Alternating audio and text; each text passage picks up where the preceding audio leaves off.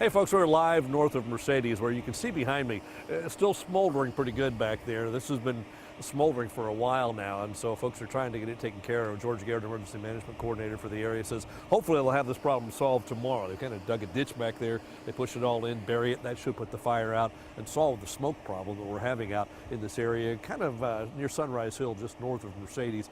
The wind is what makes it a problem for some folks one day and for somebody else the next day until it's put out. Let's look at what the wind is doing right now across the valley, and then we'll go from there. And again, we're right north of Mercedes right now, and you can see the wind direction in this area. The mid-valley is out of the northeast, so that's pushing the wind from the northeast toward the southwest. So if you're driving up 491 in this direction, you can smell that smoke all the way over on 491, which is, I don't know, a mile or so off to the west of us from here. Now, as we look at what the wind direction has been in this area the last couple of days and what it's going to be the next couple of days, look, Monday it was out of the north, then yesterday it was back out of the south-southeast.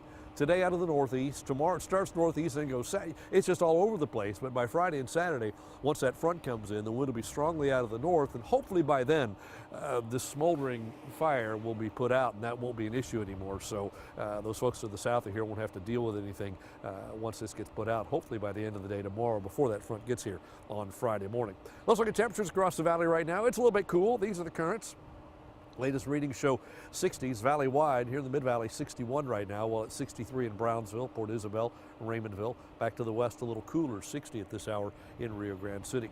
Here's what temperatures are going to do, and pay attention to this because we've got some big-time changes coming. First of all, tonight, we cool off a little bit, not all that much. Temperatures almost hold steady through 4 a.m. And then as we go into the daytime tomorrow, it takes a while. 8 o'clock in the morning, we're still there. By afternoon, we're in the 70s. In fact, we'll probably touch the mid to upper 70s tomorrow afternoon. And then we go through the changes. Friday morning at 3 a.m., we're in the 60s. But by Friday morning at 7 a.m., there you go. There's 8 o'clock, 11 o'clock, in the mid-40s by noon. Mid-40s by noon on Friday. With a strong northerly wind, it's going to be cold. Coldest we've seen in a while, except at the island. It'll stay more mild there, but with that north wind, it's still pretty chilly even there. By Friday night, midnight, we're still in the 40s, and by early Saturday morning, I think a lot of the valley will drop into the upper 30s, but I think the coldest night will probably be Saturday night, Sunday morning. And that's when temperatures could be in the mid-30s, could even be some frost maybe Saturday night in parts of the valley. At least that's a possibility. Here's a look at our high temperatures the next 3 days. The normal is 70. We'll be above that tomorrow.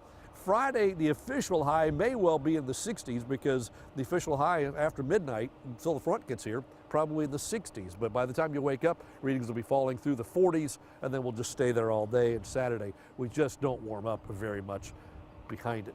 Now here's what it looks like on Future Track as we watch for clouds. They're obviously thick across the area today. Thick cloud cover, and it'll be that way all night long. And tomorrow, mostly cloudy and cool. There could be a few breaks of sunshine in the afternoon, but not much. Temperatures will warm up a little bit. Again, back in the mid-70s tomorrow afternoon. Your high will depend on how much sunshine we see. And then Friday morning, there's your front. Coming in early in the morning, long before we all get out of bed, could trigger some light rain and drizzle as it comes through, and behind it, a strong northerly wind. That strong northerly wind will cool temperatures off. It's going to be just downright chilly Friday, with temperatures most of the day in the 40s, a little bit of light rain and drizzle, and again, that wind at 15 to 25, gust to 35 out of the north. It'll be a cold one Friday. Saturday, I think there may be some sunshine for a while in the afternoon. The clouds may well come back Saturday night, early Sunday, but it's that clearing Saturday afternoon that gives us concern for Saturday night. Temperatures may drop quickly once the sun goes down Saturday, and if the clouds don't get in fast enough, readings will fall into the 30s, and again, there is a potential for some light frost. Now, your rain chances, late tomorrow, 10% as the front gets close, and some light rain and drizzle Friday along and behind the front, and then some leftover stuff Saturday morning near the coast, but by afternoon, most of that should fade away. All right, let's take a look at what the NAM is showing us. There's the warm front off to the west of us. That's what's going to move back through tomorrow. Warming temperatures back into the 70s, but as soon as that moves away, here comes the cold front. It charges through early Friday morning. Chilly temperatures build in, clouds stick around. Look at the panhandle, snow. It's going to be cold and snowy and just a wintry mess in the panhandle. By Friday evening, we still got clouds and maybe some drizzle around. By Saturday, again, I think we may see some breaks in the clouds Saturday afternoon, a little bit of sunshine perhaps. That will allow it to clear out for Saturday night. A lot of the models, though, do keep those clouds right on the coast and bring them back in late Saturday night, early Sunday morning. That would give us at least a little bit of respite from the really cold temperatures. Let's take a look at Texas. It's cold already, 46 in Austin, 36 in Dallas, 42 right now in Amarillo. The fact that it's warmer in Amarillo than Dallas tells you this push of cold air is already about done. The next one then will come in on Friday morning.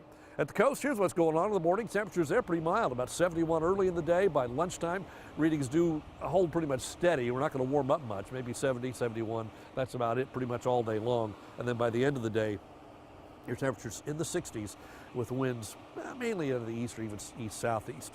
Here are the tides. There are a couple of them.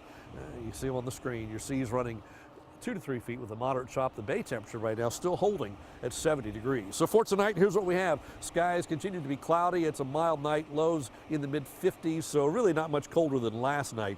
About the same as the wind begins to turn around. By tomorrow, that wind's back out of the southeast by the end of the day. You're high about 75 degrees with some afternoon sunshine. So here we go. The next 7 days, it's the ups and downs, but the down comes on Friday when temperatures plummet. Again, that high of 49, that's your daytime temperature. Actually, we may see a high in the 60s at 2 or 3 in the morning, but then it'll drop behind the front. Then it takes a while to recover, but once we do, look at next week. Back up to 80 or so by early next week, and no other real strong fronts coming after that for at least a while. We see a weak front in Texas, middle of next week, probably won't play much of an impact on our weather whatsoever. So bundle up.